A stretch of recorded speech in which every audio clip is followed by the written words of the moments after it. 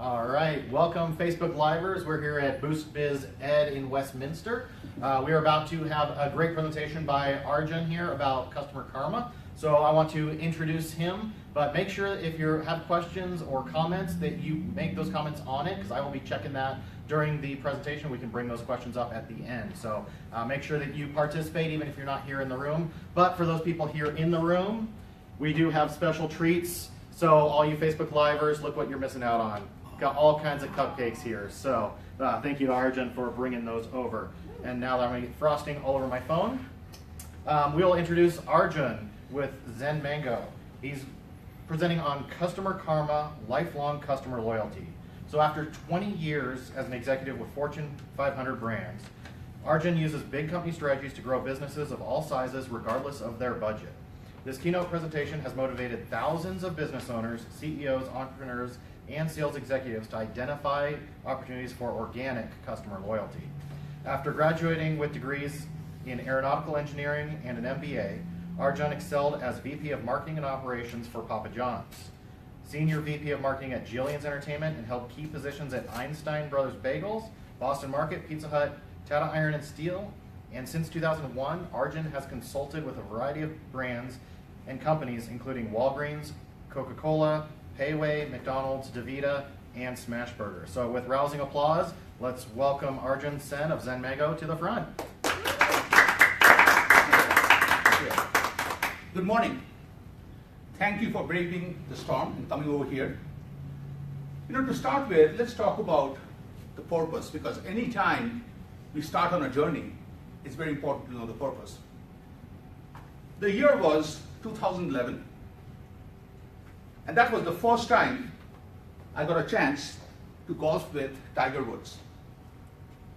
The way I say the first time, it implies I have been playing a lot with him. Not really. I do branding consulting, and I was positioning him, and it was very kind of him to take me on a golf course. So we are on the first hole, par 4. I was very proud to be on the green in 3 shots, and it was my turn to putt. And I really wanted to look professional, so I take my gloves, which I remove from my hand, I tuck it in my back pocket. Okay. So a little bit of it shows, so it has to show. Then I get done. I'm getting a little bit of shivers in my hand because I have no clue what happens next. Then all of a sudden, I hear a voice from the back.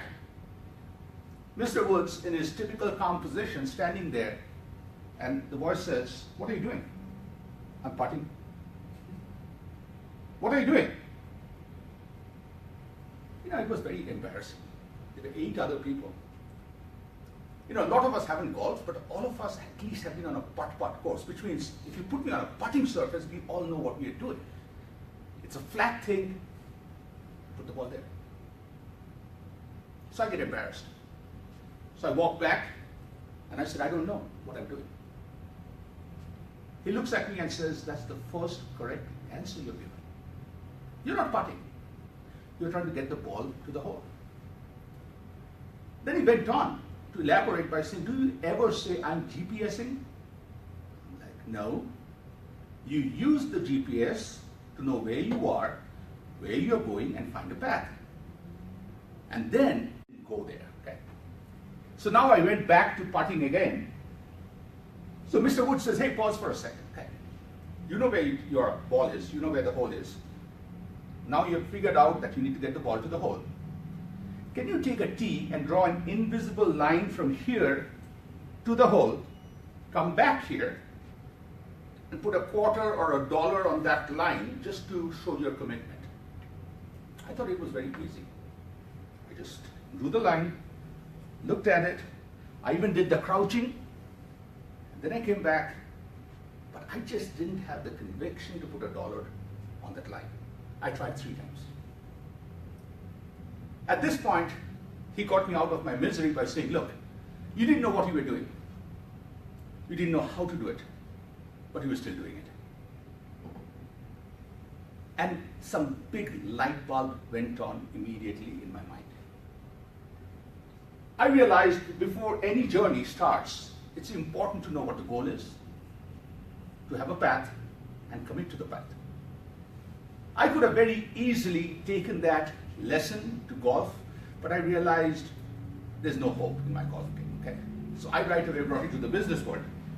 So today, as we start, the most important thing for us would be to define what the goal is and what the path is.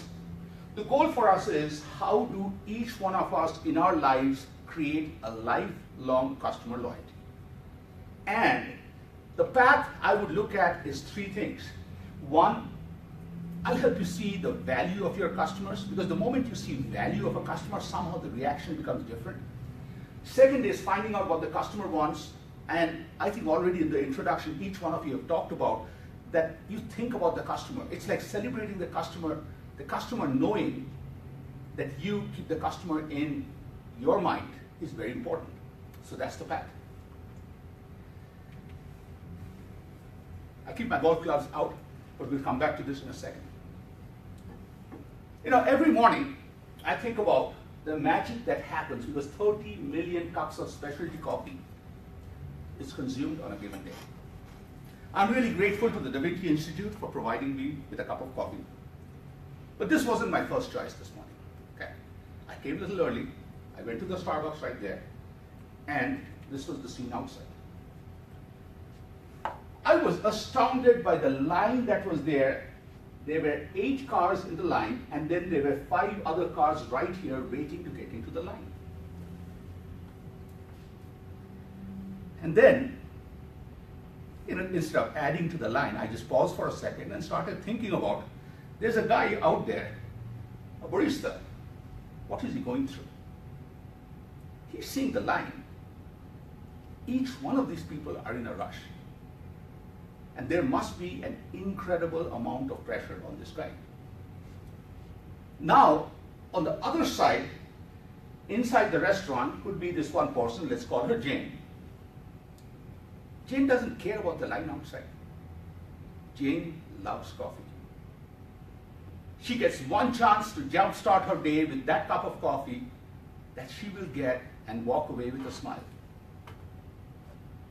I was looking at random stats online to understand the importance of coffee. 52% of people will go for a week without shower instead of giving up coffee in the morning. This is very important to Jane.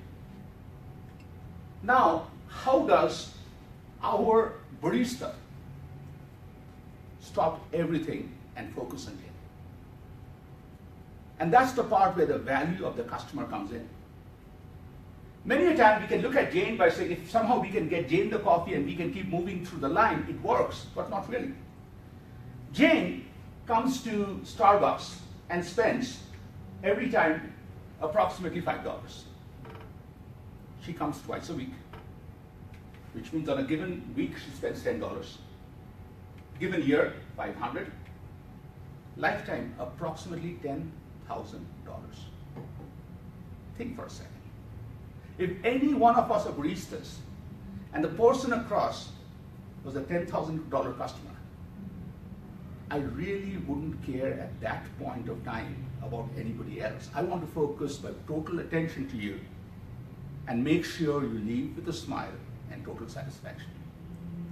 And that's one of the things that anytime I have worked with any brand, and also during my days at Papa John's, there are 2 things I would tell every team member.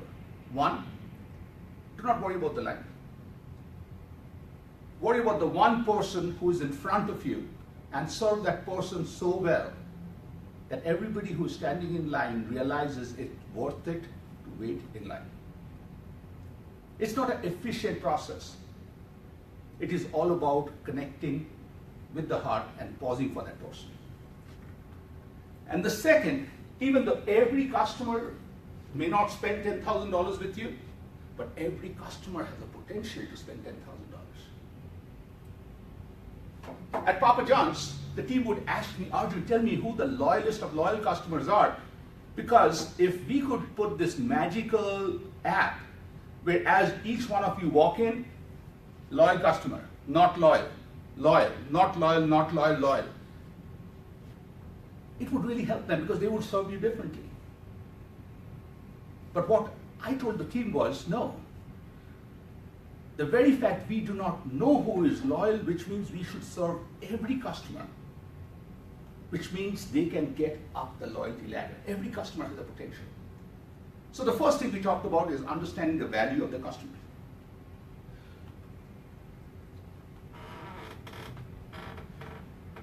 A lot of this comes back to me when I grew up in India. My grandma, here's a picture of my grandma and myself. I called her Maiji. She was very special. She was one of the wisest women and, of course, an amazing, caring human being.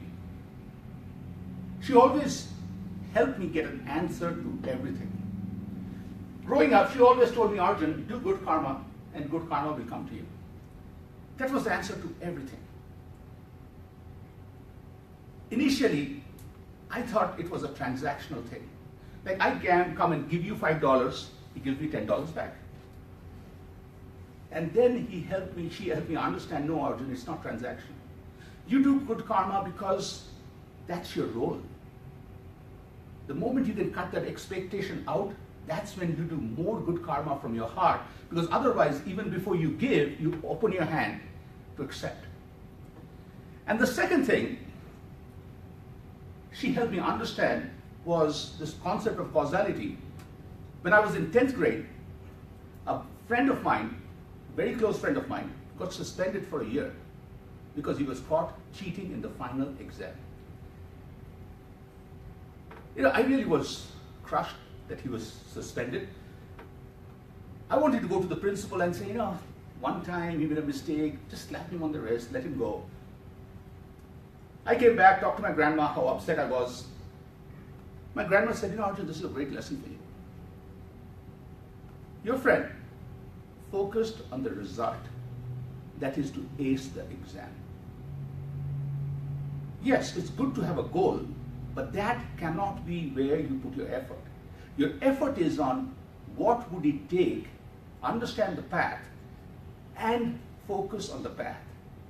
He could have figured out that I need to put in 8 hours a day, every day to study, and that will help me.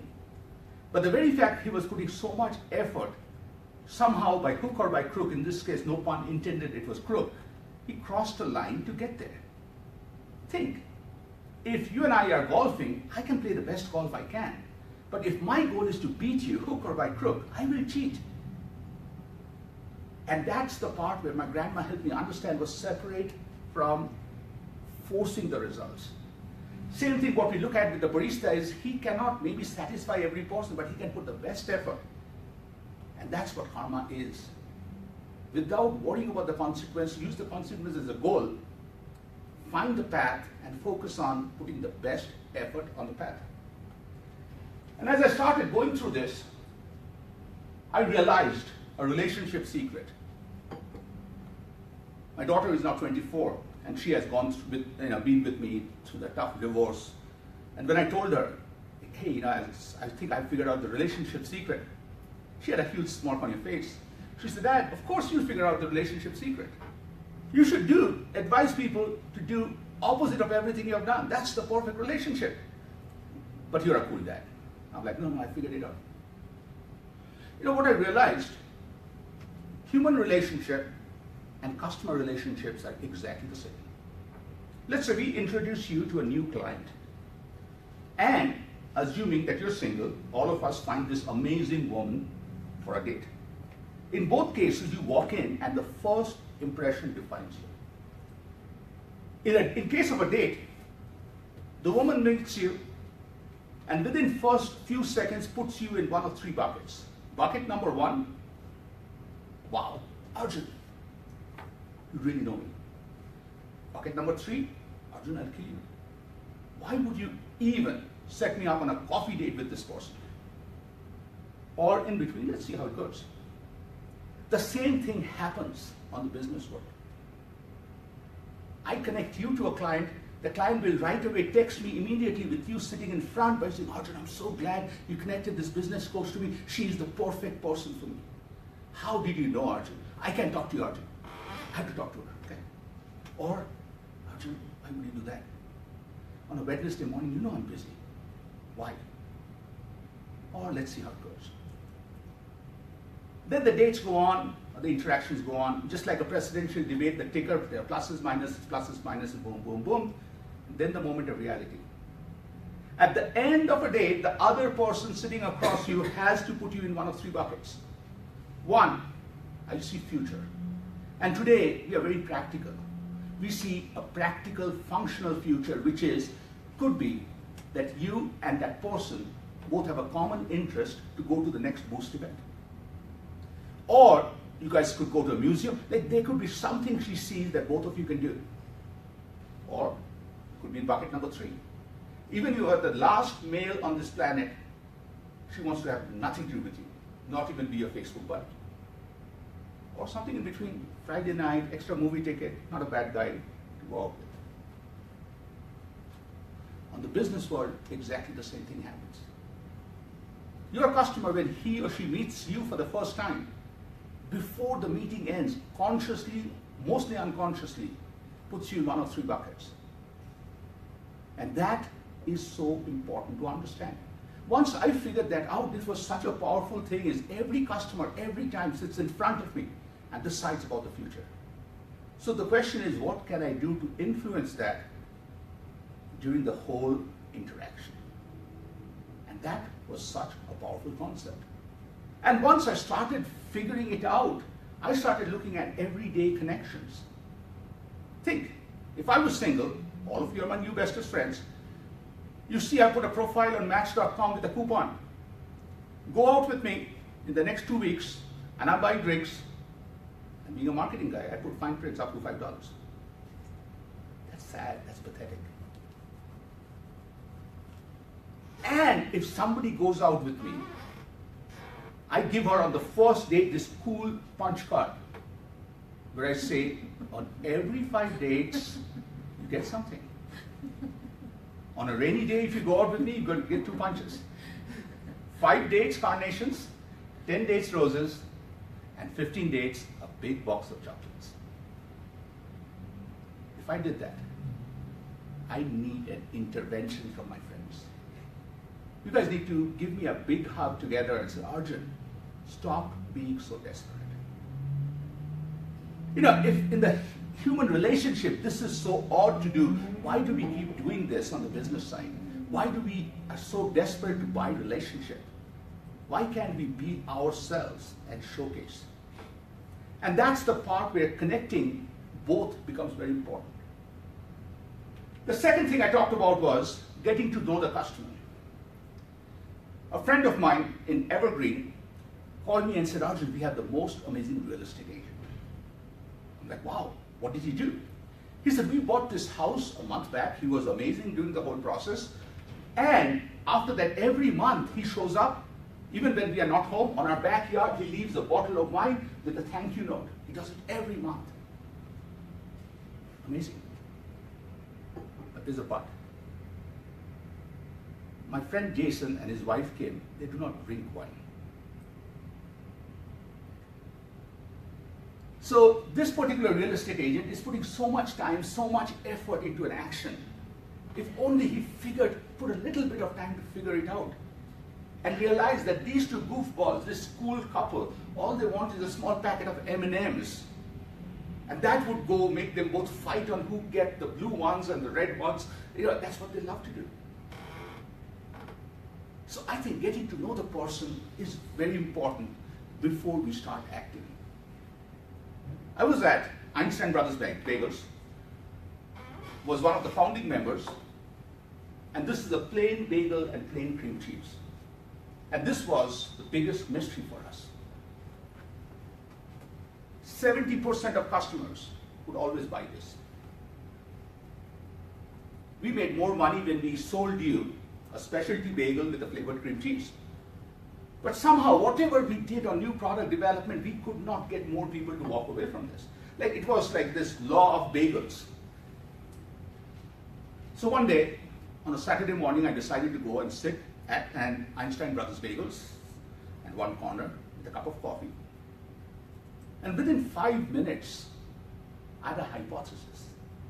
I realized this could be a story that should be featured on Seinfeld. Okay? This is what happens. I'm the customer. I come in, the person on the other side looks at me and says, welcome to Einstein Brothers Bagels, what would you have? I look at him, and then I look at the menu board. I'm 5'7" and half, the half is very important. And the menu board starts right there, and it goes 32 feet on that side. So I start reading. All of a sudden, in 8 seconds, this guy takes eye contact away from me and puts it on somebody behind me. So as I'm browsing the menu, I look at him, I see he's not looking at me anymore. What he's telling me is, you bozo, you idiot. You can't even place an order at a bagel store. I don't have all the day for you. There are other people in the line. I panic. I say, I'm going to play bagel, plain cream cheese. Just like George Costanza would do. I figured out George Costanza would have been the perfect character for this role. He would move to the side and say, plain bagel, plain cream cheese. This was not once. This was happening over and over again. So I said, before we believe that this is the hypothesis, let's change and see what happens. That evening, this is what I did. I took a picture of every bagel and put a label on that, and then put on every cream cheese, and the names were there, and created a table mat, laminated, very simple, put it on the counter for next morning. Now I'm right back early. I want to see what happens. Next day, magic starts. This is what the customers do. Customer A shows up with his significant other. This guy welcomes. He says, oh, look at this. You like always that spinach thing. There's a spinach cream cheese. That goes great with this garden. No, you want the plain? Like they were having a conversation. They took power, they took control, they wished the order taker. His eye contact did not matter anymore. And what we saw was magic. At the end of a week, we found 65% of people were buying specialty bagels. We had a 12.5% increase in revenue. But that was not the big part of the story. I kept thinking, holy crap, we were giving approximately 35% of customers who woke up in the morning and came to my store. We were feeding them things they did not want to eat. Think how powerful of a business failure we were driving to is all of you came to listen to me speak. Instead today, half of you, I tell you about some music lessons or even relationship lessons which I have no clue what to do. That's a bad business model. And because we did not know what the customer wanted, we were giving them the wrong thing. And the third and the final thing is celebrating your customers. We have to get excited about the business. At Papa John's, I was running marketing and operations. And what I realized was once you put right people in place, you can somewhat retire and still get paid. That's what my role was. And anytime I would come to a store, I would ask, who is the number one customer? Paul here looks at the computer and says, hey, it is John Doe. Okay, how much does John Doe spend? And he looks at me saying, Arjun, may not be right, but this guy spends $5,822 a year. I'm like, holy crap, is he okay? Everybody's like, why is he okay? Is something wrong? I said, no. If somebody spends that much money, I want my GPS, my phone to have a heart monitor with this guy. If his mood is down, I want to know. If his car is going to have a flat tire, I want to know 5 minutes or 10 minutes before, so I go there because he's very important to me. And once we created the awareness, then we got the entire team together by saying, guys, let's celebrate John Doe today. We'll go to his place, but what can we do for him? Here's a poll. Everybody starts putting ideas. Everybody puts ideas like a cake, balloons, card, everything else. We put all these ideas, stirred them up, picked 3 ideas. And then we call John Doe. John, we're calling from Papa John's. Can we come over and make a delivery to you? John's like, I have not ordered from Papa John's today. We said, we know, but we still want to deliver, please. And a please from the heart I have always found has one word as a response, which is yes. So now we get some balloons, we get a cake, and maybe a card. We show up, we ring the doorbell, we stand, 8 of us in a line outside. The door opens, and we sing thank you in a non-choreographed way. What does John say? You guys are silly. And that's a great silly. Like, that's a silly you tell your children, your significant other, when she or he surprises the heck out of you. And you say, I wish you didn't, but in your mind you say, I'm so glad you did it. It made me feel special. It connects to what you're talking about is, wow, these guys think about me. And then what we realized was we always want to take the interaction relationship to the next level. Because the purpose to me of a date is to get the second date. From the second date to the third date. So that way there's a relationship that goes on. If any one of you were single and the person who you met was incredibly smart and told you at the end of the day, I see an amazing connection with you. In 5 years, we'll get married. I've already booked Broadmoor. And in 9 years, it's so cheap to book it now, I think we'll have a kid. I've already made a pre-reservation at that hospital. This guy is crazy. All we want from a date is a second date. So with John, we want a second date, John Doe. So we said, John, on a Tuesday, can you come over to our store and work for us? And we want to donate $500 to your charity. John says, wow, brilliant. Okay, we'll do it. We go back, very excited. We get, for John, a polo with his name on it and Papa John's logo, a cap, and an apron. All of them has his name on it, correct spelling. Very important. On that Tuesday, John comes in. We take him to a 10-minute introduction. He takes pictures. He makes his first pizza. Of course, he loves to burst bubbles. That's the coolest job at a pizza place. And then we leave him alone.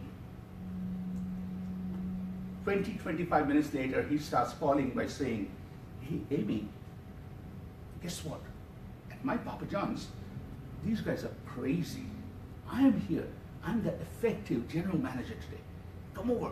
And that new neighbor across, bring them over too. I'll make pizzas for you guys. Angela, what are you guys doing? Come over. I'm making pizzas at my Papa John's.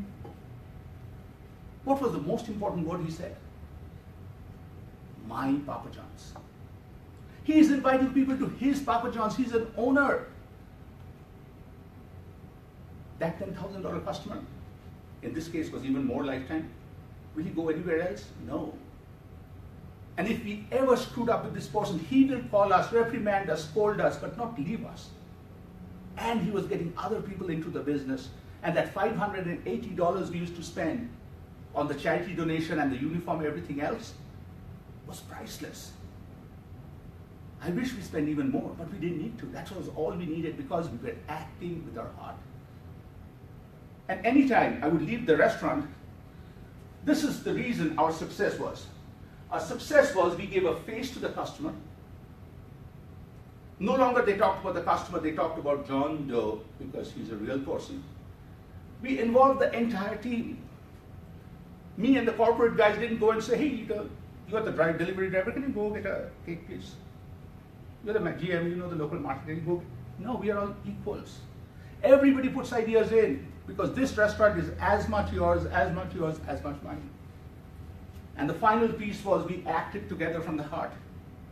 And this is one thing I learned working at Papa John's was, to me, the heart needs to lead you. Like when you are having fun, instead of you walking and the heart inside, heart is here. You walk and this goes, and it takes you at the right directions. And we found every time we chose the right things for the customer, it was the heart that connected.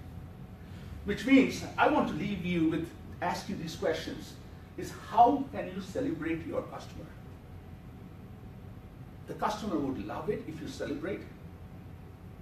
And it's so much fun to do this. And that's the best relationship thing you can do for your customer.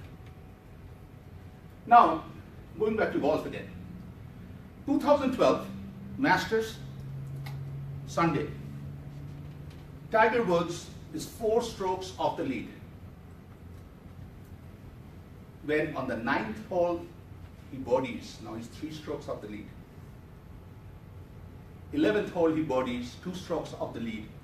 And then on the 16th hole, par 5 at Augusta, which is one of the most difficult par 3s ever, Tiger's ball is on the green, and he was crouching, looking at the ball, and he's doing his goal, path, everything else. I was very lucky, he had a ticket. I was watching him close. All of a sudden, I noticed this thing as he is watching. The face, the smile changes, and he nods his head 3 times. Like, it's not a good nod. Then he follows his routine, putts, and the ball stopped like this far over the whole edge. There was a big gasp in the crowd because they knew the opportunity is gone. There would not be a Tiger roaring back and making a comeback today. Later that night, when everything was done, I asked him, I said, what happened? I saw your head nod. He said, Arjun, you saw that? I said, yeah. You know, in that line, there were 2 blades of grass. And those blades of grass were jumping up. In golf, you cannot go and remove those. Those are barriers. And he said, I could go around it. That was the only path. I could putt a little faster, but that would have made the ball roll way over, and I could have been off the green. So I just was hoping that the blades would just like walk away or divide or move and let the ball pass, but it didn't. I watched the video in slow motion, and it actually, you will see the deflection, you're going to see the grass. And that was my big aha was, if you have that kind of clarity on your goal and a path, the smallest of barriers become evident. And unfortunately for us, we, in the business world, we can go remove the grass or even cut that, trim it, and then make the putt. And that's the power of this focus. And that takes me to this concept of leaky bucket about identifying barriers. You know, we are all human beings, which means we will make mistakes. But we really must take time to understand what we are not doing well, that we can do better. And here's a process that we follow, and I'll try to keep it in a very simple way, is when we start looking at different brands, different categories, an average restaurant loses 26% of its customers on a given year. Hotels 22, car rentals 34. This is what it means. You are in charge of, what's your favorite car rental place? Hertz. Hertz. You are in charge of Hertz marketing.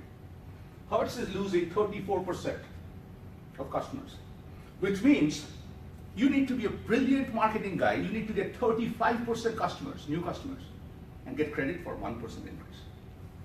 Think. From outside, he looks like an average Joe who just got 1% sales increase, revenue increase. But he is a superstar. He got 35% increase because 34 was gone. That leaked. Net was what?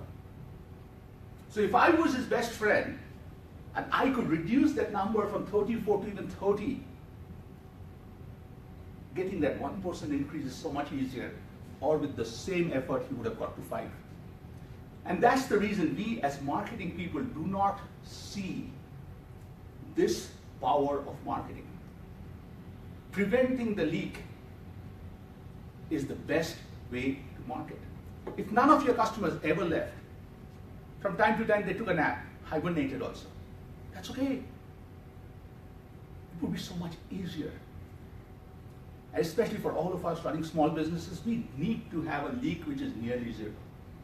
And this is what we look at. Anytime we look at a leak, we look at the tier 1 reasons, which is the higher level. Then for each one, we start breaking down. And then this concept of mutually exclusive, cumulatively exhaustive. This was developed by McKinsey. Of course, a lot of other guys take credit for it.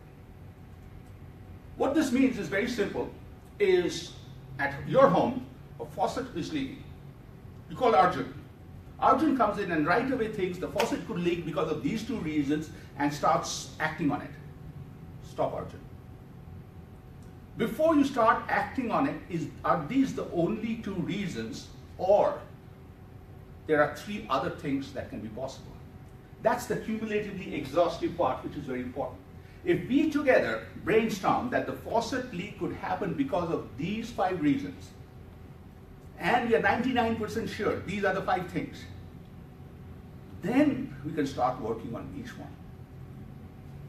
And next part is mutually exclusive, which means start breaking these things down so there are no common symptoms.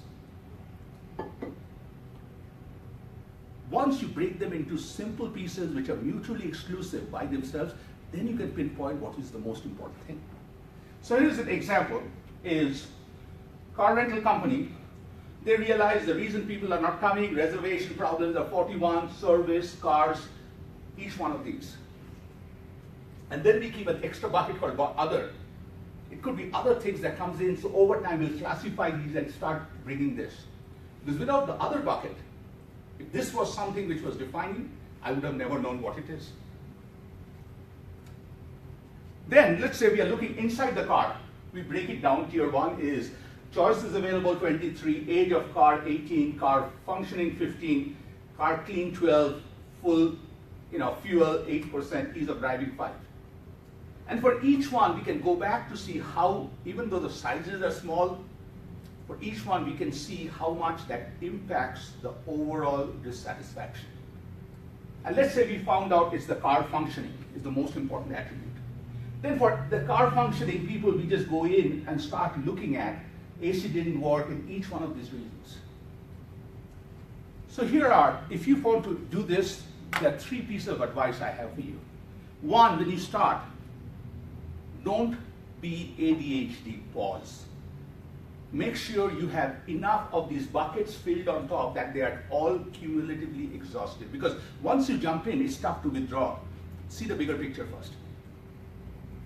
Second, we try to arrive at dissatisfaction by asking a very simple question, which is totally flawed.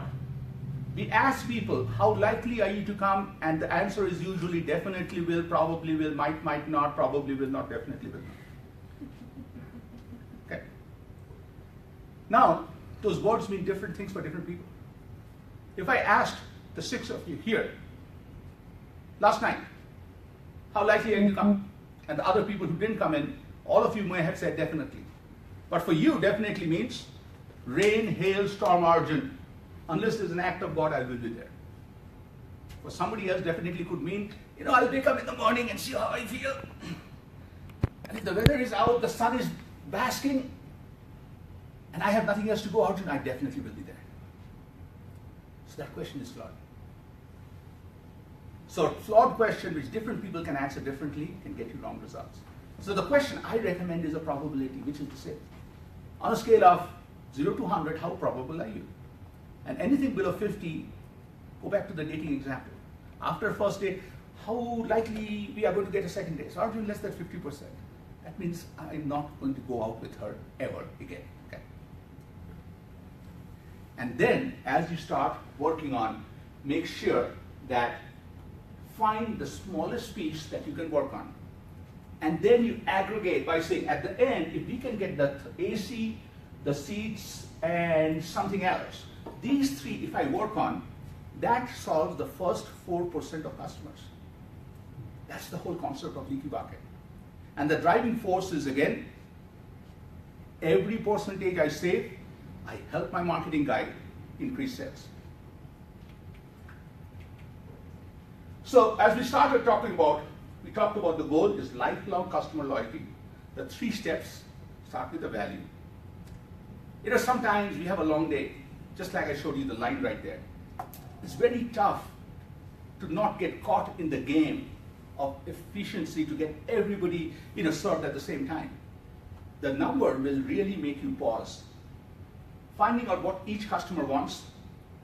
That real estate agent at Evergreen, he's simply amazing. All he needs is somebody to whisper by saying, hey, ask the customer if he drinks wine or not. That's a small thing. And then celebrate every customer.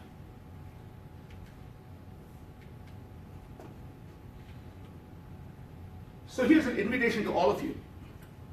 Any one of you want to take this discussion to your brand, your business, it's a world which I think Boost encourages us and shows us that the more we share, more we learn from each other, and the level of knowledge increases. So my contact information, everything else I'll put on the email, so would love to have conversation with you. In year 2014, at the end of 5 years of relationship with Tiger Woods team, they sent me my whole 7 things I can do to be a better golfer. The first 6 things were, golf related, but I really thought number 7 was very funny. Work on your fist pump. So I called him, and I said, thank you for sending this to me, but that was very funny. He said, no, it's not funny. I said, no, now that is funny, that you think it's not funny.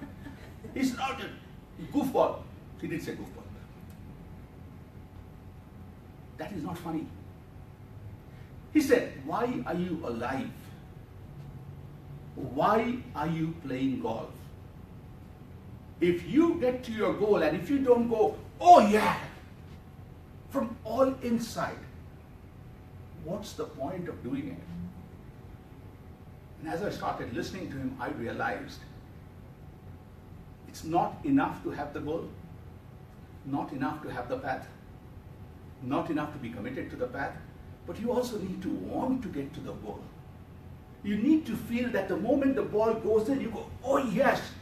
Only thing for me, even when I golf, I wait for the ball to go in and then my fist pump comes in, unlike Tiger, whose fist pump goes because he knows the ball will go in. So that my final request to you is do work on your fist pump, because that is incredibly important. And this is Tiger's fist pump. And every time I saw him play, and I really hope and wish he feels well and he comes back, it did something to me. Thank you again. Thank you. All right, thank you, Arjun. Thank you. I think we have a couple minutes for questions. Anybody have questions here? Amy? First of all, thank you so much, Arjun. That was amazing. Took so much. Every story was awesome. Thank you. I love the story about creating ownership for your #1 customer at Papa John's, and you brought him into the store. I was wondering if you had any other strategies or ideas around creating ownership. I personally don't have a storefront, so how do you recommend creating ownership? Because I love that concept. So to me, I just think that there are 2 ways to look at it. Storefront could be literal.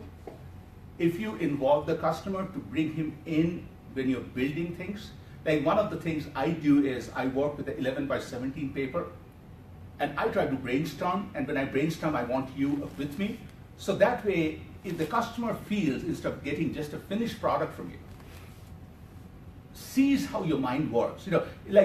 It's like instead of just getting that amazing cupcake, you are showing how you make the cupcake. And I think that connects, because success that is planned can be repeated. So that your client needs to see your process is so robust. It's not the result, it's the process that develops results every time. So I would share a little bit of the process that you go through as you go through. Of course, do an NDA and everything else, because to protect yourself.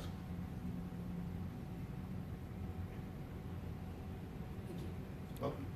All right, I'm looking for other questions here from Facebook, and I don't see any that popped up, at least on my feed. So with that, unless there's anything else in here, we will end the Facebook live feed. So thank you guys for being here. Make sure you like us, share us, go back, add comments, and reach out to Arjun and promote Boost as you go out. Thank you very much. Thank you.